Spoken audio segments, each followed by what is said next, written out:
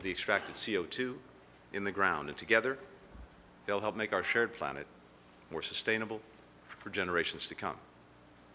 I'm told that in the Octavia carbon warehouse, the place where they're actually building and testing these prototypes right now, there's a mural, and it's got two portraits on it. One depicts the company's namesake, the great black American writer Octavia Butler, whose science fiction stories challenge readers around the world to imagine a different future for our societies. The other portrait is of one of the greatest marathon runners of all time, the great Kenyan athlete, Eliud Kipchoge, who once said that he lives for moments when he gets to challenge the limits. That's the spirit that animated Tom Mboya, Bill Scheinman more than 60 years ago. They challenged the limits of their time in pressing for more free, more just societies in both of our countries. It's the same spirit that unites Kenyans and Americans today. The determination, the creativity, the audacity to chart a path beyond what we believe is possible, to not only imagine a better world, and to make it together. So, please join me in a toast.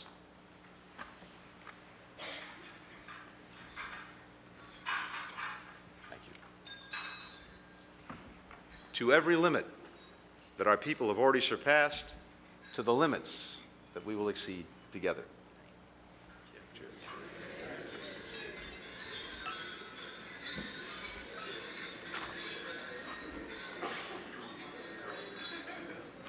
And now it's my great honor to present to you the Vice President of the United States.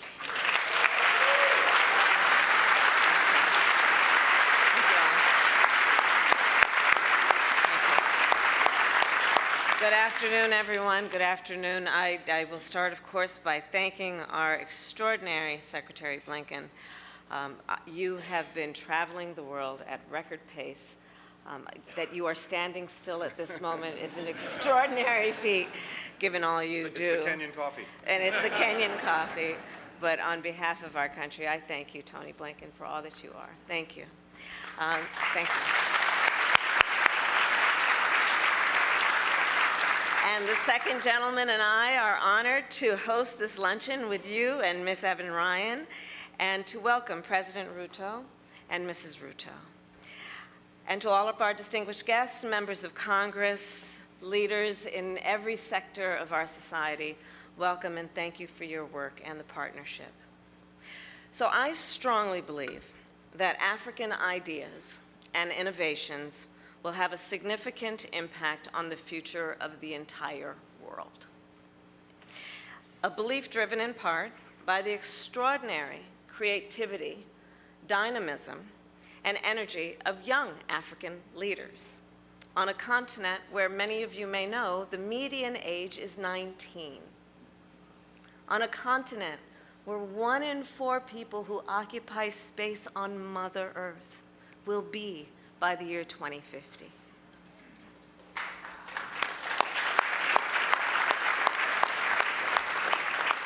And fueled then by that sense of optimism, last year I had the good pleasure of visiting the continent for a week-long trip. And it turns out it's the longest I've spent on foreign soil since I've been vice president. The goal of the trip, thank you. The goal of the trip was to highlight and strengthen our partnerships in government, in business, and in the civil society, to increase private sector investment, to revise and upgrade the U.S.-Africa narrative, which is long overdue, and to bring fresh focus to the innovation and ingenuity that is so prevalent across the continent of Africa. There at an incubator, I met with tech entrepreneurs who are taking small businesses online and strengthening supply chains. I convened young musicians and artists whose Afro beats are influencing music around the globe.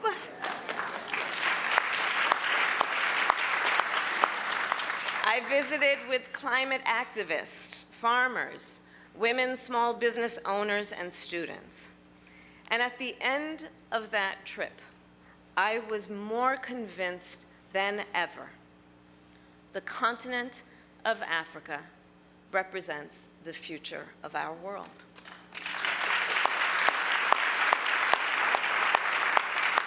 And I will add, any leader that ignores the continent of Africa is doing so at their own peril. Which brings me to Kenya, Mr. President. No country on the continent more embodies this spirit of innovation than Kenya. Kenya, as many here know, has Silicon Savannah, a $1 billion technology ecosystem confronting challenges that range from the climate crisis to financial inclusion to healthcare. To address wealth inequity, innovators at M-Pesa help low-income people pay and repay microloans, and they have revolutionized the mobile payments industry. To help solve the problem and challenge of pollution coming from plastics, and to address threats to marine ecosystems, a Kenyan startup now converts aquatic invasive plants into biodegradable plastic. To tackle water security, and in particular scarcity and drought, a Kenyan startup now turns humidity from the air into clean drinking water. To help his deaf niece communicate, a Kenyan data scientist invented a smart glove to convert sign language into audible speech through a mobile app. And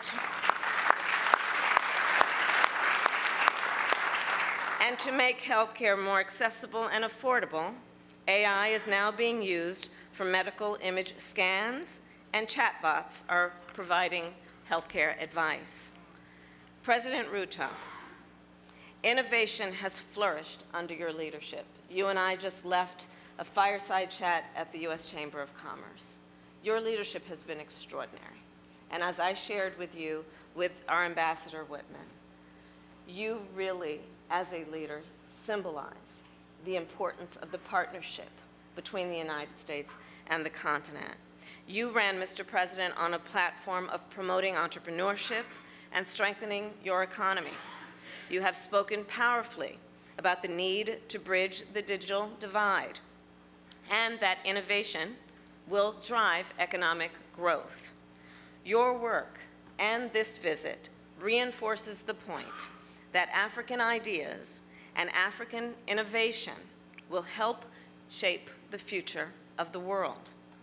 The partnership between the United States and Kenya is grounded in shared values and a shared vision for the future. We are grateful, Mr. President, for your commitment to democracy, your commitment to take bold action on the climate crisis, your commitment to broad-based economic growth, and your commitment to support global security and stability, most recently through Kenya's leadership to help stabilize Haiti. The fates of the American people and the Kenyan people are intertwined. Secretary Blinken just spoke about Tom Mboya and the airlift. I will add, in 1959, when Mboya was in the United States gathering support for the airlift, he joined in a march with American civil rights activists. Just blocks from here, he spoke about our shared struggle for political freedom, economic opportunity, and human dignity. And these 65 years later, I stand proud to acknowledge your leadership, Mr. President, of these same principles. Later on that trip, Mboya was invited to Atlanta, I see the former mayor here, by Dr. Martin Luther King Jr. There, as they stood together, Dr. King said, and I quote, "Our struggle is not an isolated struggle. We are all," he said, "caught in an inescapable network of mutuality." So to you, President Ruto, just as it was then, and even more so today. Our people are interconnected and interdependent, and so I will raise a glass and ask all to join to the U.S.-Kenya partnership and in celebration of our network of mutuality. Mr. President, cheers. Cheers.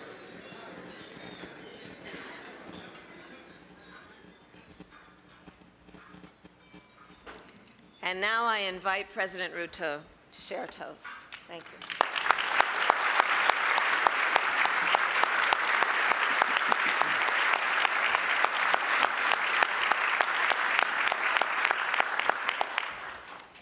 Madam Vice President, Secretary Blinken, distinguished ladies and gentlemen, good afternoon. It gives me tremendous pleasure to come back to this great building. I was here 2 years ago. And today, in my state visit to the United States, we meet again to celebrate 60 years of relationship between two friendly nations, the United States and Kenya. Our relationship based on a firm foundation of the values we share and believe in, values of freedom, democracy, rule of law, inclusivity, and equality. They were as present and meaningful many years ago, they are so today. And as I come to the conclusion of this state visit, I am persuaded beyond any doubt that the relationship between the United States and Kenya and Africa is now onto a new pedestal.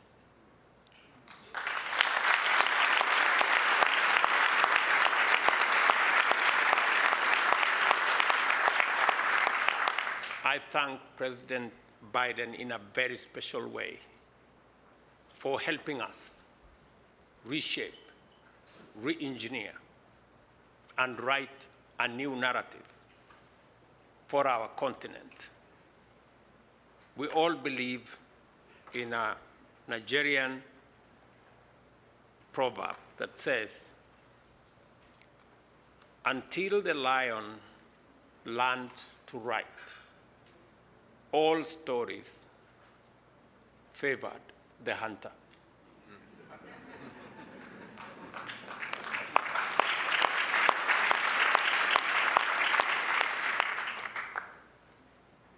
We have decided that we are going to write our own story. And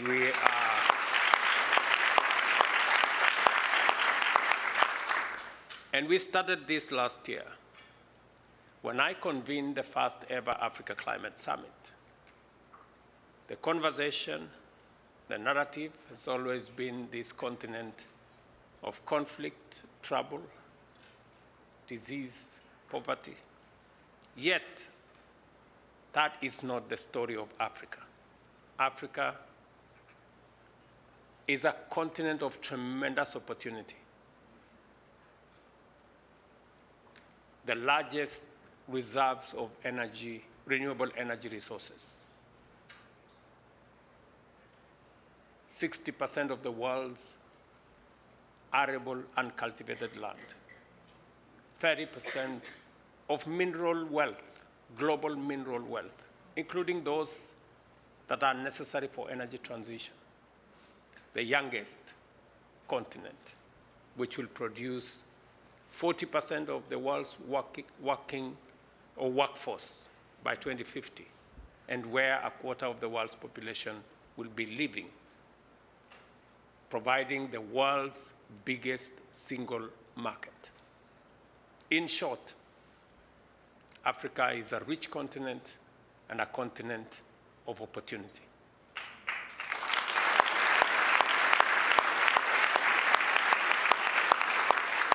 I am very happy that President Biden and this visit is giving us the opportunity to rewrite and recalibrate the relationship between this great superpower and our continent. And I am very proud that among the things we've agreed are not just about Kenya and the US, it's about Kenya and the continent of Africa. From what we are doing around climate action, what we are doing around the financial architecture of the world to make it fairer, to make it much more sensitive, to make it much more agile, and to make it possible for many African countries and those in the global south, many developing countries, to access concessionary resources for us to manage the affairs of our people, and that no country will spend more money on paying debt or on managing climate-induced crisis than they do on spending on health, education, or social service.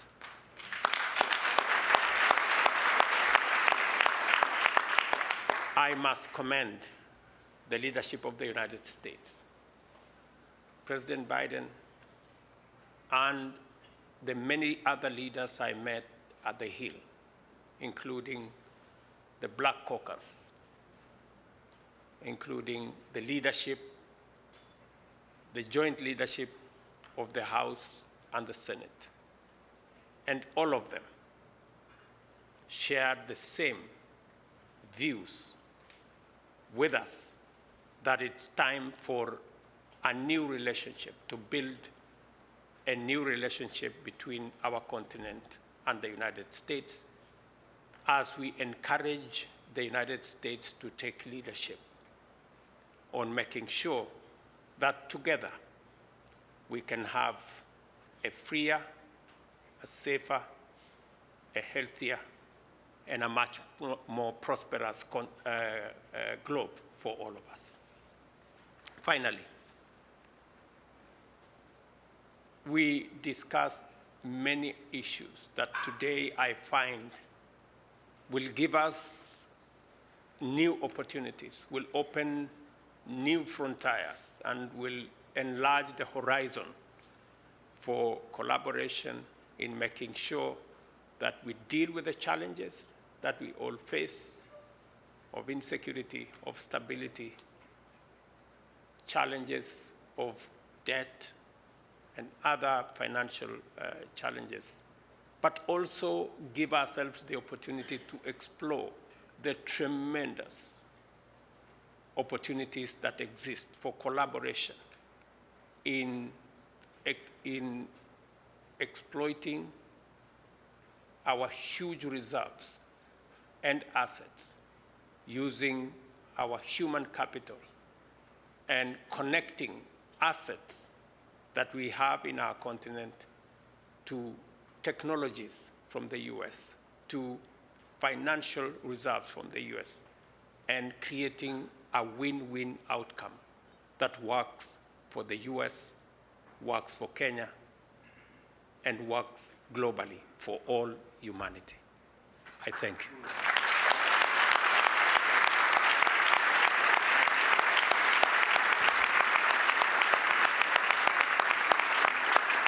Let me request you to raise our glasses as I propose a toast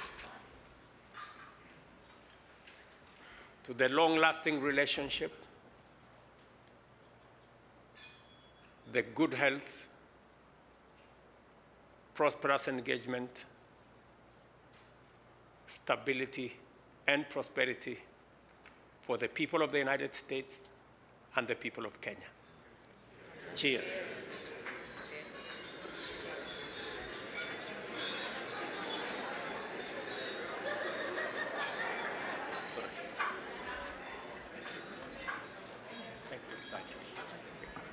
Thank you, my dear.